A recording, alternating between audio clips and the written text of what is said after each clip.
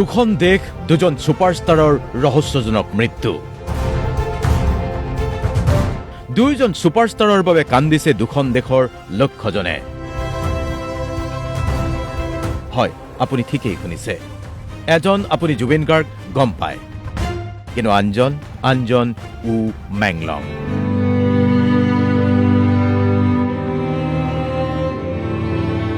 দুইজন ছুপাৰষ্টাৰৰ বাবে ইণ্টাৰনেটত এতিয়া #জাষ্টিছ4ৰ ধুমুহা।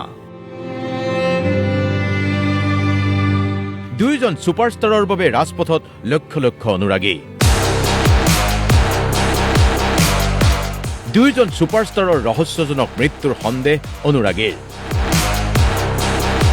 আৰু দুইজন ছুপাৰষ্টাৰেই ইহ সংসাৰ এৰিছে এই ছেপ্টেম্বৰ মাহত। চুবুৰীয়া চীনৰ এজন ছুপাৰষ্টাৰ গায়ক অভিনেতা উ মেংলং।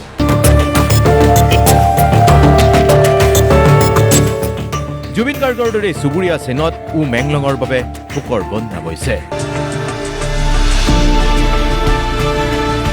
ৰাজপথলৈ ওলাই আহিছে হাজাৰ হাজাৰ লক্ষ লক্ষ লোক উ মেংলঙৰ বাবে জাষ্টিছ বিচাৰি। জাষ্টিছ ফৰ উ মেংলং শ্লোগান দিছে লক্ষজনে। কিন্তু উ মেংলং কেনেকৈ মৃত্যুমুখত পৰিছে?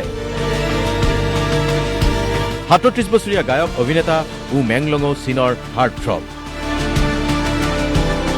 কেৱল চীনেই নহয়, এতিয়া চীনৰ পৰা এছিয়াৰ বিভিন্ন দেশলৈ উ মেংলং বিয়পি পৰিছে।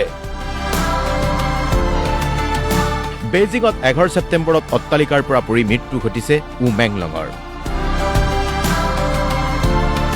প্ৰশাসনে উ মেংলঙৰ মৃত্যুৰ ক্ষেত্ৰত কৈছে দুৰ্ঘটনাজনিত কাৰণ বুলি, কিন্তু অনুৰাগীয়ে মানি ল'ব পৰা নাই। জুবিন গাৰ্গৰ মৃত্যুত যিদৰে কনস্পিৰেচি থিয়ৰী ওলাইছে, ঠিক একেদৰে উ মেংলঙৰ মৃত্যুৰ ঘটনাক লৈও চিচিটিভি ফুটেজৰ আধাৰত এয়া এক হত্যাৰ ঘটনা বুলি দাবী কৰি উ মেংলঙৰ বাবে ন্যায়ৰ দাবী তুলিছে অনুৰাগীয়ে। উ মেংলঙেও মৃত্যুৰ আগদিনা হোটেলত সুৰাপান কৰিছিল, খাদ্য গ্ৰহণ কৰিছিল। সুৰাপান কৰি জিৰণি লৈছিল হোটেলৰ এটা কোঠাত। আৰু তাৰ পিছতেই ১৮ মহলীয়া অট্টালিকাৰ পৰা পৰি উ মেংলং মৃত্যু হোৱাৰ খবৰ আহিছে। উ মেংলঙৰ মৃত্যুৰ পিছতেই অনুৰাগীয়ে উ মেংলঙৰ ফটোত শ্ৰদ্ধাঞ্জলি নিবেদন কৰিছে, ঠিক জুবিন গাৰ্গৰ দৰেই। জুবিন গাৰ্গৰ মৃত্যু ঘটিছিল ১৯ ছেপ্টেম্বৰত ছিংগাপুৰত।